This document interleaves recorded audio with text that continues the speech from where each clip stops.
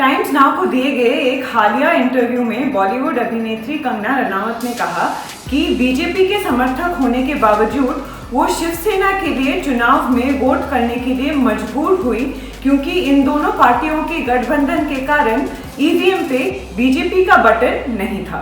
फिर उन्होंने कहा कि शिवसेना के लिए वोट करने के बावजूद उनके साथ ऐसा बर्ताव किया जा रहा है।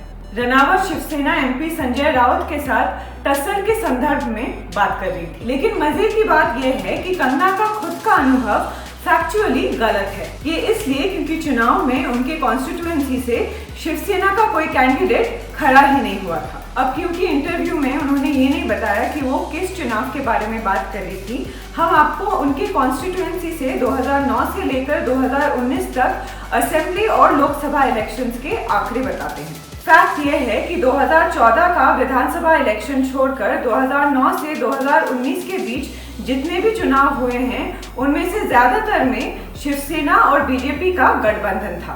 तो भले कब कंगना शिवसेना को वोट देने के लिए मजबूर हुई, ये जानने के लिए हमने इलेक्शन कमीशन के वेबसाइट पर उपलब्ध कंगना के वोटिंग डिटेल्स निकाले।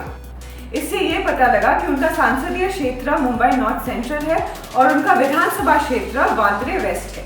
फिर उनके दावों को चेक करने के लिए हमने 2009, 2014 और 2019 के विधानसभा और लोकसभा चुनावों के डिटेल्स देखें। सबसे पहले लोकसभा के आंकड़ों पर नजर डालते हैं। 2019 के लोकसभा में बीजेपी और शिवसेना गठबंधन में लड़ी थी और बीजेपी के ओर से पूनम महाजन चुनावी मैदान पर उतरी थी। उस चुनाव में कंगना के कॉन्स्टिट्यूएंसी से पूनम महाजन ही जीती थी। 2014 के चुनाव के वक्त भी दोनों पार्टी गठबंधन में थी और उस बार भी कंगना के कॉन्स्टिट्यूएंसी से पूनम महाजन बीजेपी की तरफ से उतरी थी। उस बार भी उस कॉन्स्टिट्यूएंसी से बीजेपी चुनाव जीती थी। इसी तरह 2009 के लोकसभा चुनाव में भी कंगना के क्षेत्र में कोई शिवसेना कैंडिडेट नहीं था। अब विधानसभा चुनाव पर नजर डालते हैं। 2019 के विधानसभा इलेक्शन में भी दोनों दल एक साथ लड़ी थी और इस चुनावी रण में भी बीजेपी का जीत हुआ था। 2009 में भी सीट शेयरिंग एग्रीमेंट के हिसाब से बीजेपी को ये सीट मिली और फिर से शिवसेना का कोई भी उम्मीदवार इस सीट में खड़ा नहीं हुआ था। 2014 के विधानसभा इलेक्शन में शिवसेना और बीजेपी का गठबंधन नहीं था।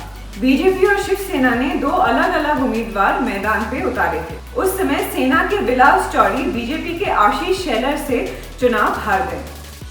साफ तौर से पिछले 10 सालों में जब बीजेपी और शिवसेना गठबंधन में लड़े थे तब कंगना के कॉन्स्टिट्यूएंसी में बस बीजेपी का ही कैंडिडेट उतारा गया था। इसलिए कंगना का किया गया दावा गलत है। जब इंडिया टुडे के डेप्यूटी एडिटर कमलेश सूतर ने कंगना के दावों का पर्दाफाश करने के लिए ट्विटर का सहारा लिया, तब मामला और भी खराब हो गया। उन्हें कानूनी परिणामों का धमकी दिया गया।